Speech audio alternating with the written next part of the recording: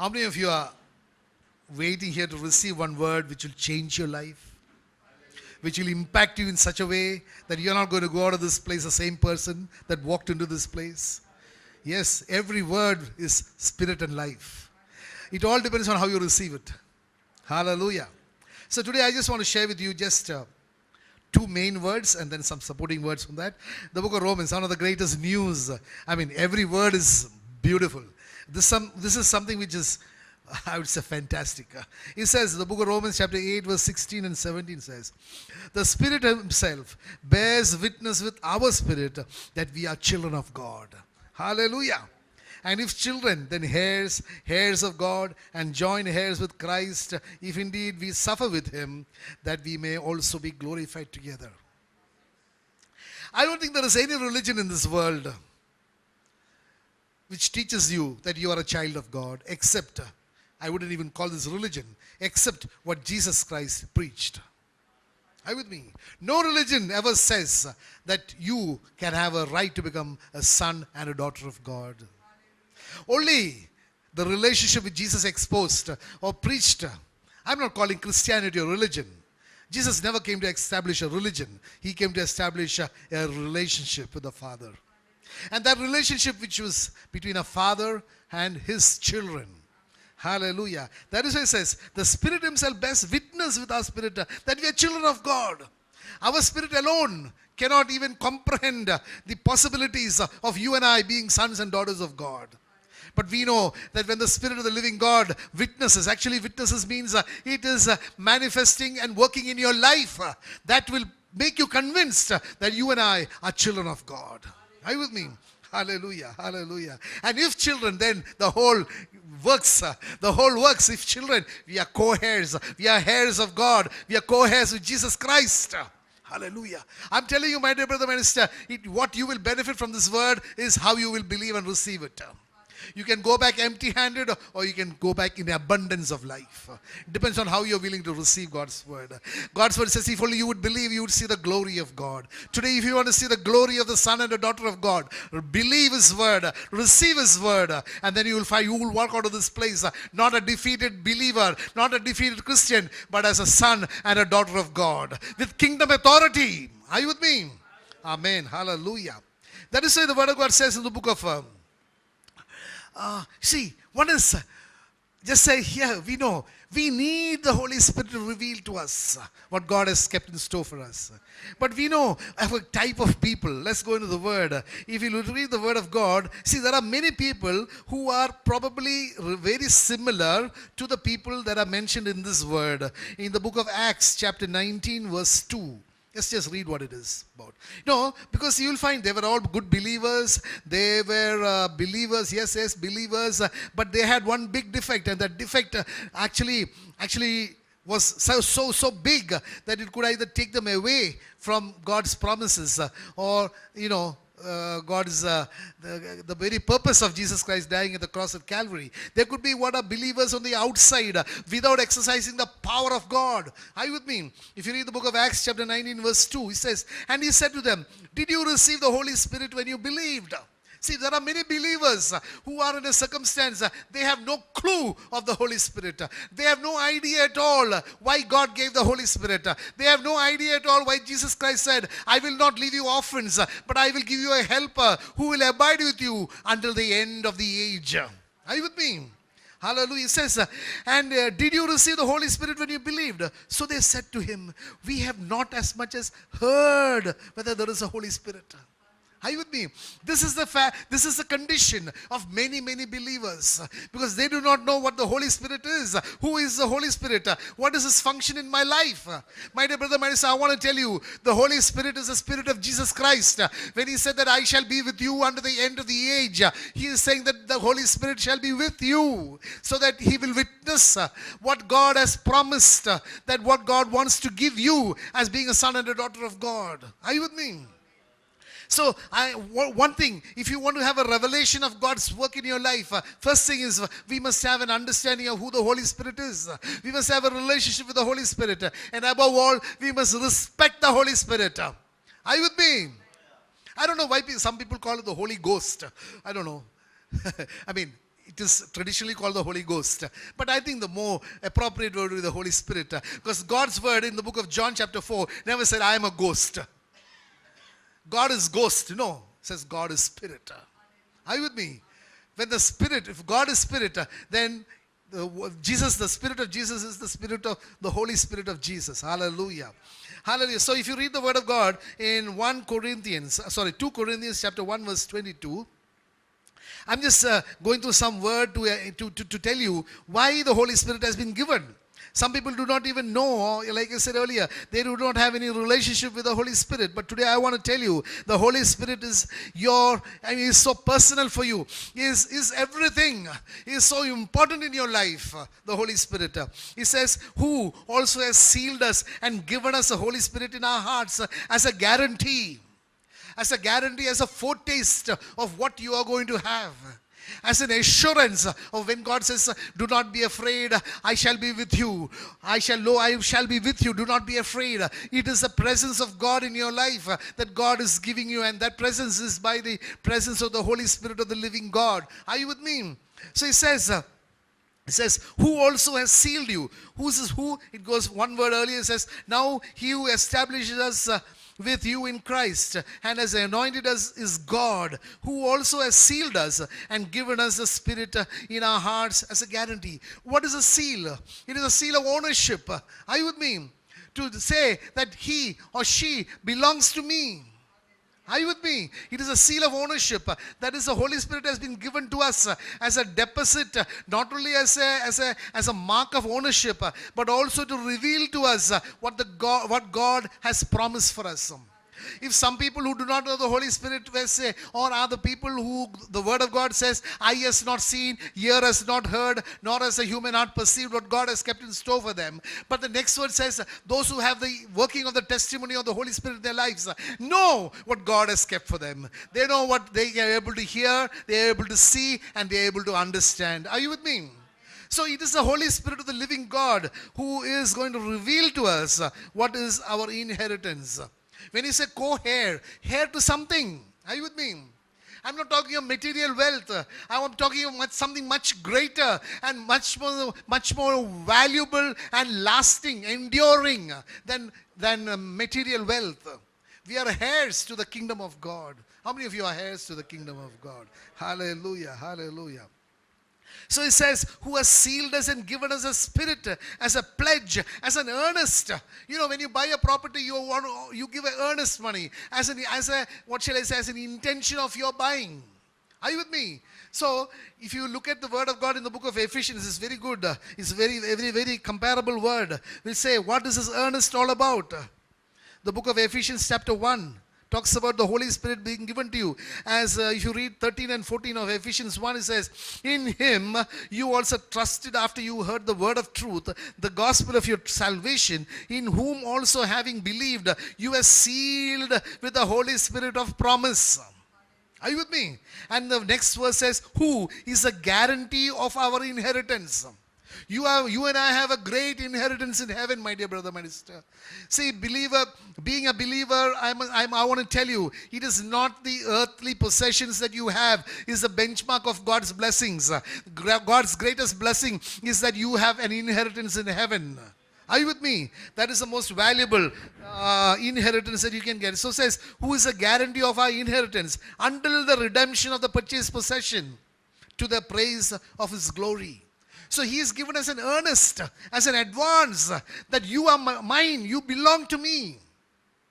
Are you with me? So you need to understand that the Holy Spirit is given as as an assurance, or as a testimony, or as a mark of God's ownership over you.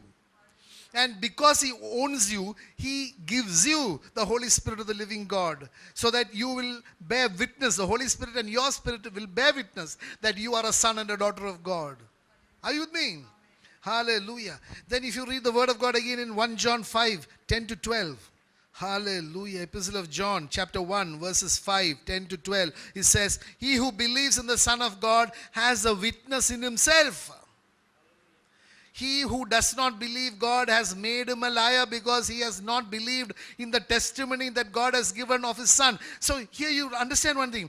He who believes in the Son has a witness in himself. So he himself is able to witness because of his status as a son and a daughter of God. Because the Holy Spirit is in him. Because if you want to become a son of God, then you have to be led by the Spirit of God. Are you with me? Book of Romans chapter 8 verse 14 says that. Then it continues to say, and this is a testimony that God has given us eternal life, and this life is in his Son. Hallelujah. And next word says, he who has a son has life. He who does not have the Son of God does not have life. So the Holy Spirit of the living God is given to us as a testimony, as a witness, so that you will be able to really understand. A witness is a person who has seen firsthand the working, or if you look at it in the other way, a crime. A person who has a first-hand knowledge of the crime is a witness. Similarly, in the spiritual sense, Holy Spirit is the one who has a first-hand knowledge of what is the work of God in your life. He is there to testify. He is there to testify. Yes, our God is able to do this in your life, because he is a witness. Are you with me? And when you believe in that, then he says that that Spirit of the living God with your spirit will testify to the whole world that you are a son and a daughter of God. Are you with me? Hallelujah, hallelujah. I want to tell you, my dear brother, when you receive it in faith, then you will know that your status has changed. Hallelujah, hallelujah. Yes, brother, sister, this is for you also. Hallelujah. God has called you, and you are listening to this word just because of one thing, that he wants to change you from, I don't know where you are, but he wants to make you a son and a daughter of God. That I know. Hallelujah. Again, the book of Corinthians, 1 Corinthians chapter 2 verse 12 talks again of another thing. Let's read that. He says, now we have received not the spirit of the world, but the Spirit who is from God, that we might know the things that have been freely given to us by God. Are you with me? This is what I'm talking about in 1 Corinthians 2:9, which says, eye has not seen, ear has not heard, nor has a human heart perceived. Those are the people who are led by the spirit of the world. They can see things only with the physical eye. If you don't see, like Thomas said, unless I see, unless I put my fingers, I will not believe. That is the spirit of the world. Are you with me? But here it says, hallelujah, it says, now we have received not the spirit of the world, but the Spirit who is from God, that we might know the things that have been freely given to us by God. And when God gives us, there is no lack. There is an abundance in the giving of God. Are you with me? So today you and I, my dear brother, my sister, if you want to know what is the provision of God in my life, then what we need to have is the Holy Spirit to reveal it to us. Are you with me? Then we will know that Paul says in Philippians 4:19, my God shall supply all your need according to his riches in glory by Christ Jesus. Hallelujah. So every need of ours will be met, because our God is a God who is more than sufficient. Hallelujah. Hallelujah. There is no insufficiency in our God. Why? Because he's God. Hallelujah. He's God. He's not a statue. He's not anything else. But he is God who created the whole universe. Hallelujah. Hallelujah. Then if we move on to the book of Ephesians, if you know, you must understand one thing. This knowledge of adoption can be given only by the Holy Spirit to be effective in our lives. We may read, you may understand, you may even by heart the book of Romans chapter 8 verse 14, for as many as are led by the Spirit of God are sons and daughters of God. Hallelujah. So unless there is a revelation of that knowledge, it will not help you at all. Are you with me? So you need the Holy Spirit of the living God to testify in your life that there is the working of God in your life, that you and I are sons and daughters of God. Hallelujah. So it is a revelation knowledge. That is why if you read the book of Ephesians again, it says that you shall have the spirit of wisdom and of revelation of the knowledge of Jesus Christ. And the revelation and the knowledge of the Word of God. Are you with me? So we need the Holy Spirit. So desperately we need him. You cannot do without him. Hallelujah. Hallelujah. I do pray, Lord, Spirit of the living God, I need you every nanosecond of my life. You cannot even do it without. Even in between 2 seconds, you need him. Hello, are you with me? Hallelujah. We need him. We need him every day. Hallelujah. Again, if you read, you understand one thing that, uh, see, when you know that you are a son of God, then you know that you have a God who is almighty. Are you with me? Are you with me? For him, nothing is impossible. Now, what Satan will try to do is take away this knowledge from you, or prevent that knowledge coming into your heart, into your mind. Are you with me? Are you with me? If you knew, if at all there were kings here, and if you knew you are the son and the daughter of the king, that knowledge will give you a certain amount of power and of confidence and of some status in society. But if that knowledge is withheld from you, even though you are really the king's son and daughter, that lack of the knowledge deprives you of the confidence. Are you with me? You may still be the king's son and daughter, but the lack of the knowledge, I want to tell you, that is why Satan will try to take away from you the understanding and the knowledge that you are the son and the daughter of God. And he will see that somehow or the other, that knowledge will be not coming into your life. He will not allow you to understand that. He will put into your mind certain thoughts which will go against the revelation of the knowledge that if you are a son and a daughter of God, that you are above everything. You share the authority of the king. Are you with me? See, it's very clear that his attempt is to see that you will have doubts. That you will in your mind, there will be thinking, oh, is this, I'm sure many people who are listening to this also will think, what is this guy talking about? That you're a son and a daughter of God. What nonsense. This is blasphemy. Because Jesus, one of the accusations against Jesus was, he said that he is a son of God. Are you with me? So people do not understand. The world cannot even comprehend that God created us to be sons and daughters of God. But I want to tell you, my dear brother, my sister, that is the truth. Because the truth is in the Word of God. The Word of God says that we have been created to become sons and daughters of God. And today the good news is that by the grace of our Lord Jesus Christ, because He died on the cross at Calvary, because He cleansed us by His precious blood, you and I have a right to become sons and daughters of God. That's what God's word says in the book of John chapter 1 verse 12. For as many as received Him, as many as believed in Him, God gave a right to become a son and a daughter of God. Hallelujah. So I want to tell you, that is God's plan. His plan for your prosperity, to give you a future and a hope, is for you to understand and to know that you are a son and a daughter of God. But Satan will not allow that. He will bring doubt. See, mind is a battlefield. Are you with me? That is why the book of Romans says, do not be conformed to this world, but by a renewing of your mind.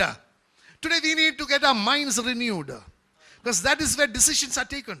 Are you with me? The mind is warring. The flesh is always against. The spirit is always for God. And the mind is a deciding factor. Oh, are you with me? Are you with me? We have the mind, the spirit, the soul, and the body, the flesh. The flesh is always weak. That is what the Word of God says. The flesh is weak, but the spirit is willing. Spirit always want to align with God because it came from God. Are you with me? Are you with me? The flesh always wants to think of the things of the world, and the mind is a deciding factor.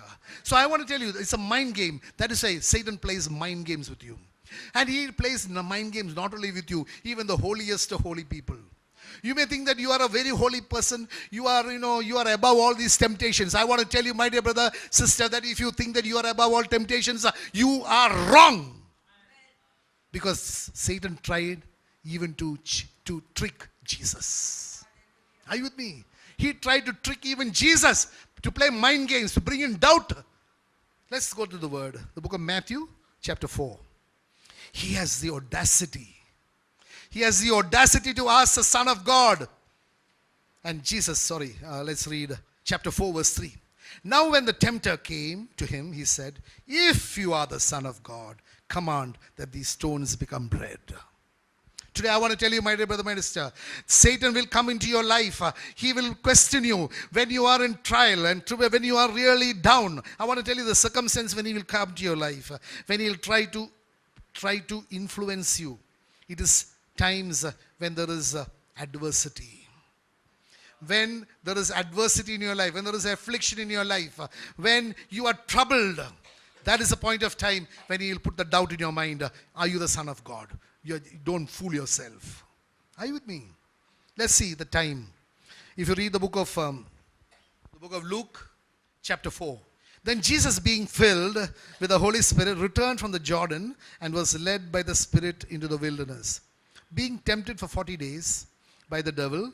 And in those days, he ate nothing. And afterward, when they had ended, that is his fast, he was hungry. Are you with me? Then, and the devil said to him, if you are the Son of God, command the stone to become bread. Today I want to tell you, he will come and try to influence your mind when you are in a weak spot. Maybe it is an illness. Maybe it is a financial problem. Maybe it's a relationship problem. Maybe something that is disturbing you. That is a point of time when he'll come and ask you, you are not really Son of God. If you are the Son of God. If you have the audacity to tell Jesus that if you are the Son of God, that is just before the heavens opened and there was a public declaration by the Father that this is my beloved Son in whom I am well pleased. The whole world heard that. And then Satan has the audacity to ask Jesus if you are the Son of God. Today I want to tell you, you may hear a lot of good speeches or sermons saying that you are the Son of God, but it is in a time of adversity when you are tired, physically, mentally and spiritually tired. That's a point of time when Satan is going to come and put a doubt in your mind. You are not the Son of God. If you are the Son of God, these things won't happen. You won't be hungry. You won't be sick. You won't be financially in a problem. You won't be in a relationship problem. Those things are not for the Son of God and daughters of God. Son of God, daughter of God. Are you with me? Are you with me? So these are the times when you need to be very careful. These are the times when the faith, your faith should be there. That is why God's word says in the book of Timothy that I have fought a good fight, I have run the race, and I have kept my faith. Are you with me? So you must understand, Satan will try to take away the knowledge from you that you are a son and a daughter of God. And that is a point of time when I will tell you, you have to make a positive confession. That irrespective of the circumstance that you are around, I am still the Son of God. Because the book of Proverbs chapter 18:21 says, life and death is in the power of the tongue. He who loves it will eat its fruit. Are you with me? So we need to understand that once you are a son forever. Because God's word says, if Jesus has set you free, you are free indeed. Hello? Are you with me? If you are with me, say hallelujah. Hallelujah.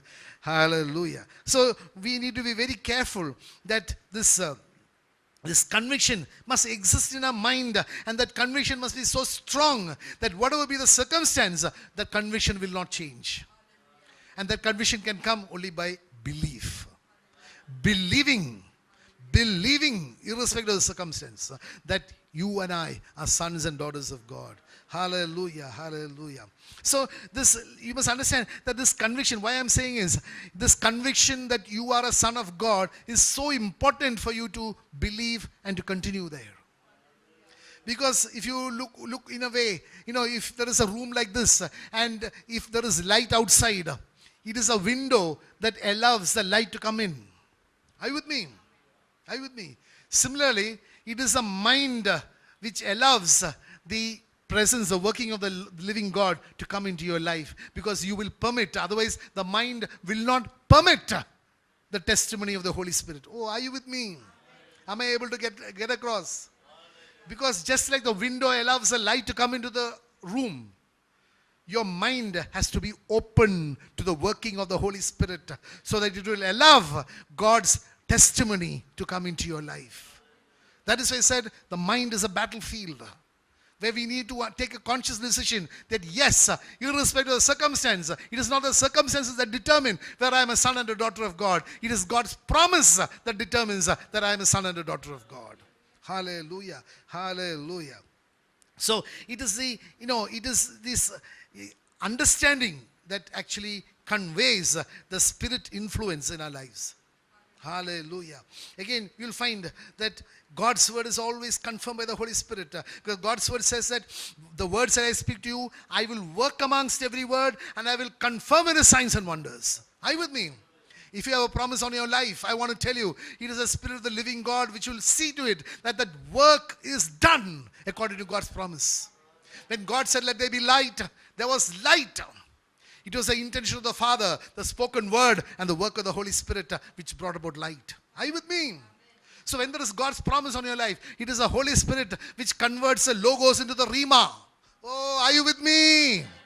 Hallelujah. So we need to have the Holy Spirit in our lives. Hallelujah, hallelujah. Again, we must understand one thing. If you want to realize that, we know that when the book of Romans chapter 15 says that you have not received a spirit of to fear, but you have received a spirit of adoption by which you cry out, Abba, Father. So we have a Father who has adopted us. And if you want to really experience the working of the Holy Spirit in your life, one thing we need to understand is we must be faithful to the adopted Father. The Father who has adopted us, we must be faithful to Him. Are you with me? It is a faithfulness which will allow us to really experience the power and the working of the Lord in our lives on a continuous basis, because there will be a continuous witness. So, the adoption, that Father who has adopted us, we must be faithful to that Father. Hallelujah. Hallelujah. Again, you understand one thing. As far as God is concerned, there is no variation in His promise. What He has said is yes, and no is no. And what He has opened, no one can close, and what He has closed, no one can open. But like I told you earlier, the mind, we need to strengthen our mind. I mean, one classic example would be the book of Matthew chapter 8, verse 3. 11 verse 3. Let's read that. The book of Matthew chapter 11 verse 3. See, this is circumstance. We know, if you go to an earlier word, actually the book of John chapter 1 verse 29. If you take that word first, we'll find there was a testimony by none other than John the Baptist. What is a testimony? Behold, the Lamb of God who takes away the sin of the world. He is a person who is testifying to the whole world that there stands before him the Lamb of God who is able to take away the sins of the world. Not able to, actually who was sent into this world for the very purpose of taking away the sin of the world.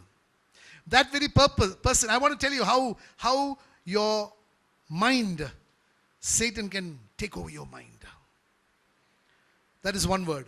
Here was a person who testified that Jesus is the Lamb of God who is come into the world to take away the sin of the world. Now let's read book of Matthew chapter 11 verse 3. Now it came to pass when Jesus finished commanding his 12 disciples that he departed from there to teach and to preach in the cities. And when John had heard in prison, where was he?